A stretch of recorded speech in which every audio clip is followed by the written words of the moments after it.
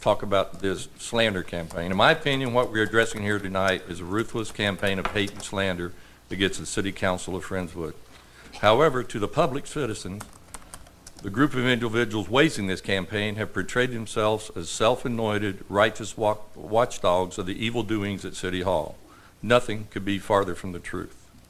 Make no mistake about it, this is a slander campaign, and it is predominantly being waged by disgruntled special interest groups. These groups have in the past all too often had their way with elected officials in Friendswood. Their tactics are simple: ruthlessly spread hate and discontent by grossly distorting the truth and misrepresenting the facts. In my opinion, and despite what the perpetrators of this slander campaign may say to the contrary, these individuals have no real regard for what is the best interest of the citizens of Friendswood.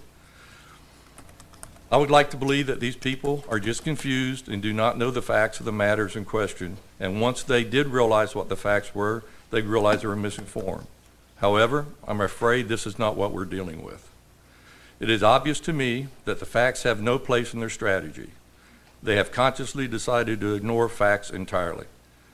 I believe that no matter what they profess and how loudly they do so, their goals are special interest oriented and self-serving in nature.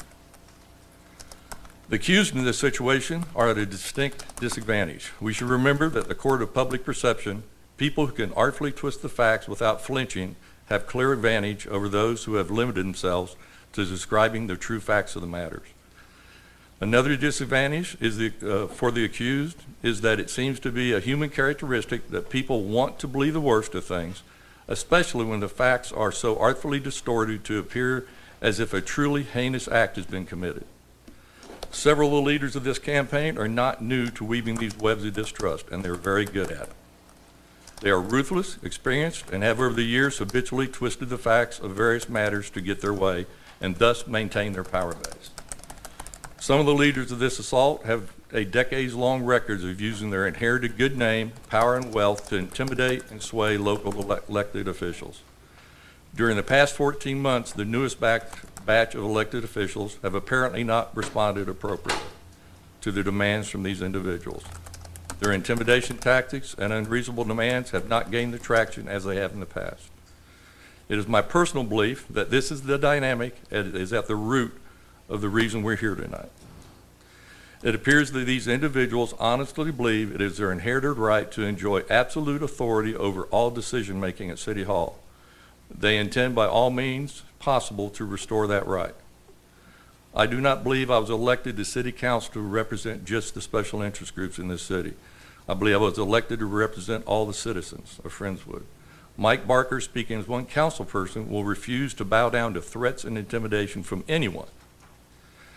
Recently, new players appeared on the scene as vehement spokespersons and are out front in this particular slander campaign. There is every reason to believe that these people are just being used as tools by the real power brokers behind the scenes. And although these individuals have demonstrated overwhelming desire to be heard and appear relevant, their participation in this matter is incidental and only worthy of minor consideration. As well as the out front stars of this slander campaign, there are certain other players who choose to lurk in the background and call plays in from the sidelines. These individuals, in my judgment, are cowards. It is my opinion that after this incident passes into history, as all things eventually do, it will be important that we remember these behind-the-scenes instigators as well as the upfront spokespersons. We must do this not because of thoughts of future retribution, but because it is important we remain on constant guard against these type of corrosive influences in our city. Make no mistake, this whole mess is really about certain influential people trying to forcefully reinstate their influence by threats and intimidation. We as elected officials should not and cannot allow this to happen. I would like to address another issue now, the Alvin sports field. I was the major player on council that brought this into being.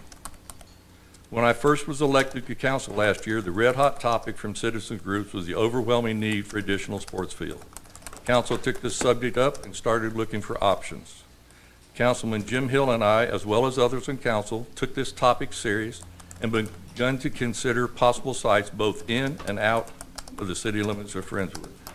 We looked at property that cost from $145,000 an acre down to $55,000 an acre.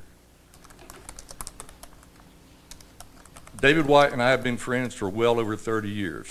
David White is one of the most honorable and honest persons I've ever known. I value his friendship greatly. In distant years past, we have been partners in airplanes, conducted mutual business, mostly relating to the construction industry. We have never, ever conducted any real estate transaction together, nor have ever in the past benefited from any real estate transaction that David White was involved in. I specifically state and affirm that I have not in the past, present, or will not in the future benefit in any way from this transaction. However, as a free citizen, I reserve my right to continue my friendship with David White, and if I choose to do so, conduct business with him in the future. I do not apologize for anyone. Furthermore, I do not apologize for this transaction. I'm proud of this transaction. I believe then, as I believe now, that this purchase was in the best interest of the Friendswood and its citizens. I have represented the city of Friendswood honorably and ethically at all times during my involvement in this transaction and will continue to do so. Thank you. Thanks, Mike. Thank you, Council.